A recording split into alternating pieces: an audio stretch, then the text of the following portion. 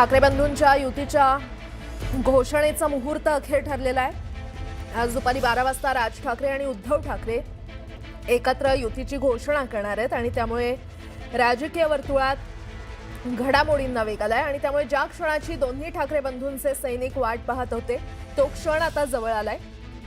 आज दुपारी 12 वाजता उद्धव ठाकरे आणि राज ठाकरे या बंधूंचे पक्ष राजकीय पटलावर युतीची घोषणा करणार असून राज्यात नव्या युतीचा उदय होणार आहे।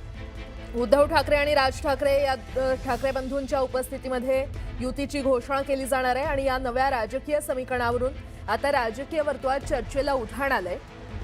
खरं तर ठाकरे बंधूंच्या राजकीय युतीची घोषणा यापूर्वीच होणार होती, मात्र जागा वाटपावरून दोन्ही पक्षांमध्ये रस्सीखेच झाल्याची चर्चा आहे।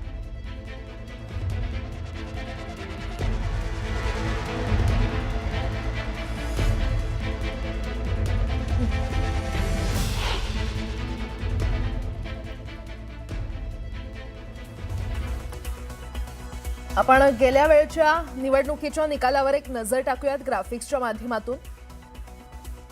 2017 मध्ये शिवसेना आणि मनसेची मिळून मतांची टक्केवारी 36% इतकी होती, तर भाजपची 27.5% इतकी होती।